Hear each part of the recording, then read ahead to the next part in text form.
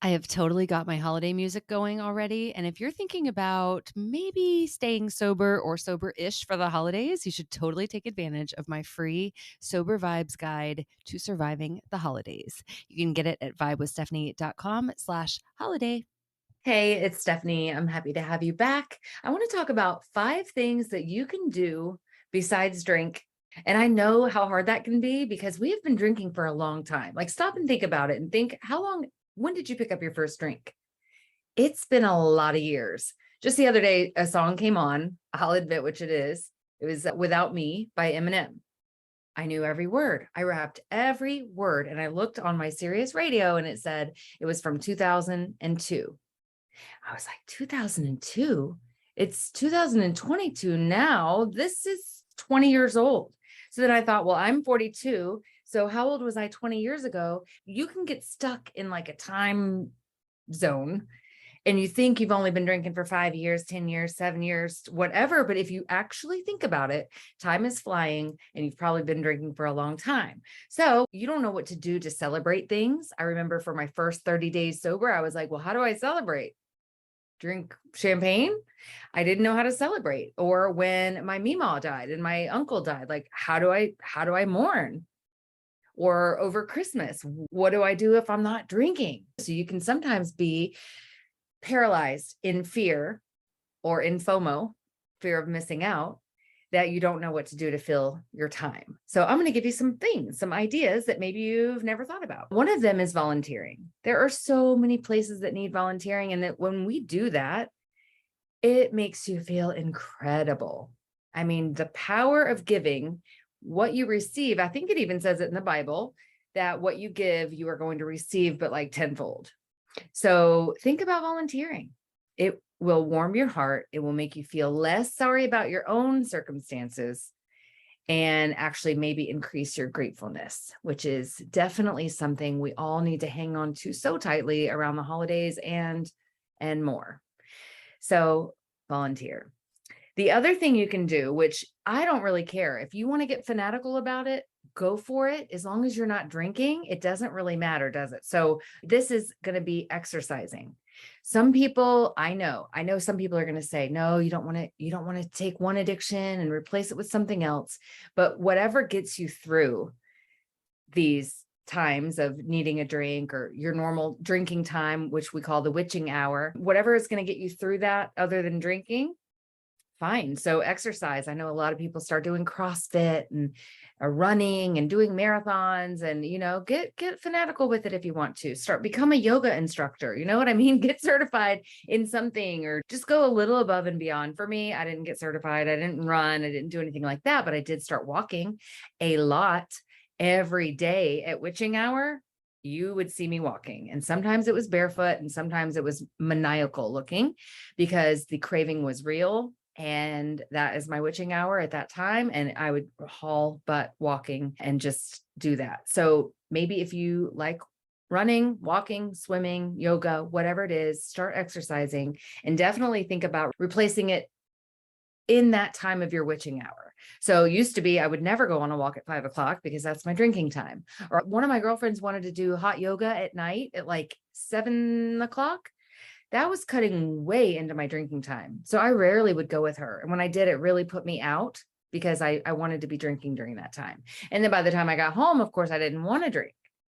So that is the key. Did you hear that? If you replace your witching hour with something else, by the time you get back, you don't want to drink. And it may seem like an annoyance because it's cutting into your habitual drinking time, but it actually works. So start replacing those witching hours with exercise.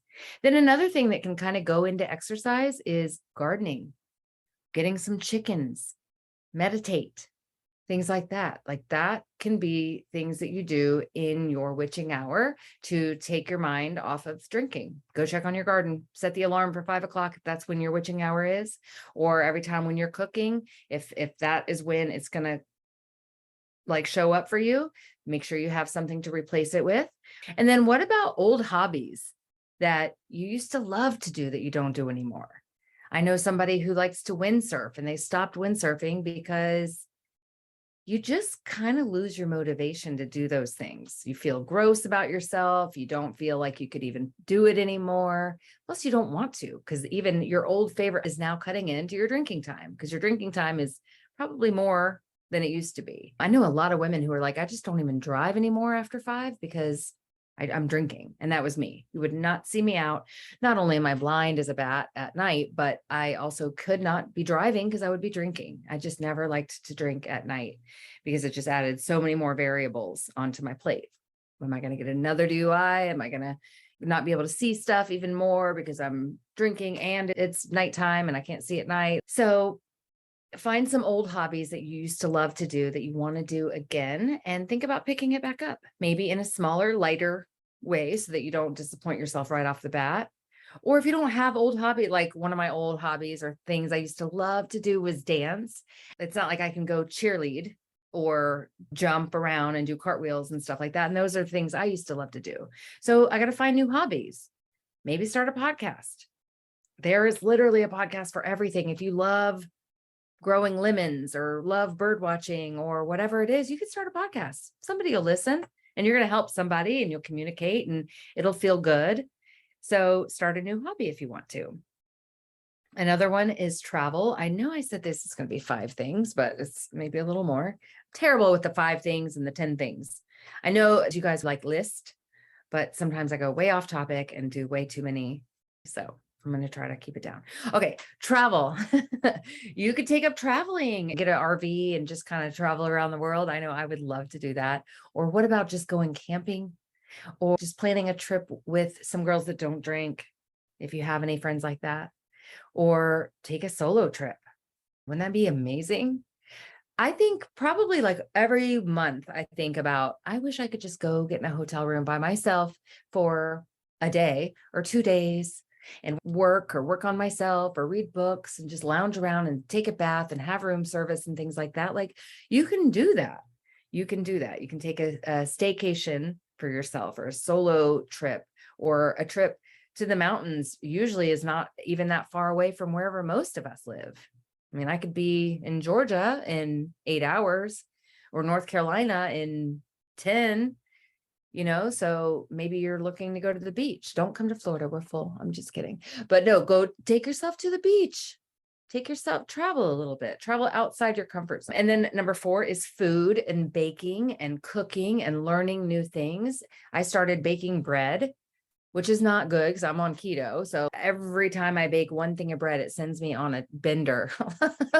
I'm now like dying for more carbs and more sugar and more sweet. And it's just stupid. But if you're not doing keto and carbs don't affect you like they do me, then start learning how to bake some bread. Or I even am trying to learn how to can. What else? I made some antibiotics with oregano and olive oil and just learning new things. So the food, the baking, I don't know. There's just so much cool stuff you can do. Sugar cookies, instead of buying them, I flipped over the thing the other day and looked at the ingredients. They are astoundingly bad. So I'm thinking like, can I make sugar cookies at home don't I just need flour, sugar, baking soda, baking powder, maybe? Yeah. So I got to look up a recipe for that. Maybe some vanilla. I think it's pretty simple. So start learning how to bake, do fun stuff. What else? Okay. Another idea is music, reading, podcast, Audible books, guided meditations. This is a season of change. This is a season of inner work, inner healing. A lot of people, hopefully the people around you, but maybe not, but a lot of people are working on their health and their mental health and their physical health and how they're feeling and working through some trauma so that we can be better. And music and all of those things I just mentioned, reading and podcast and self-development is so good for the soul and will really help you grow your self-esteem, grow who you are as a person and how you project yourself to others. And you can change the world. Your sobriety will change the world. Absolutely. If I never started a podcast, never started vibewithstephanie.com or the groups or the challenges or any of those things, I'm changing the world through my son and through how he sees the world. And maybe you don't have kids. You're going to change the world through how you're vibing, your vibes that you're putting out to the world. How you have a little pep in your step at the grocery store and say hello to someone. There's a new light in your eye. You're no longer this zombie with brain fog. Ring a bell? You're going to change the world with your sobriety in ways that you can't even see now. So keep that in mind. All right. I am super passionate about sobriety today. Every podcast I've recorded has gotten really serious, but I love this stuff. It's changing the world. It's opening your eyes. I'm just very, very passionate about it. If you need me, let me know. Definitely respond to this podcast. Pop in a review. Let me know what you think. It's hard to talk not knowing how you're feeling, if you like it, if you're nodding your head, if you're like, yeah, girl, or if you're like, ooh, she sucks. Next. I just want to know. Words of affirmation. I guess that's my love language for today. Anyway. All right. Have a great one. Let me know what you think about those things you can do instead of taking a drink. See you later. Bye. Hey, friend, if you've been thinking about getting sober, but you don't want to go to AA, you don't want to tell all your friends, you totally should check out my Sober Up to Glow Up program. It's 30 days, it's self-paced, but it's guided by me. So every single day you get to log on and you get a new video. And some of the things we talk about are moderation, triggers, cravings, what to expect. We do yoga, we do breathing techniques. You're going to get a journal and affirmations and a private support group. It's awesome. Check it out at vibewithstephanie.com/glowup.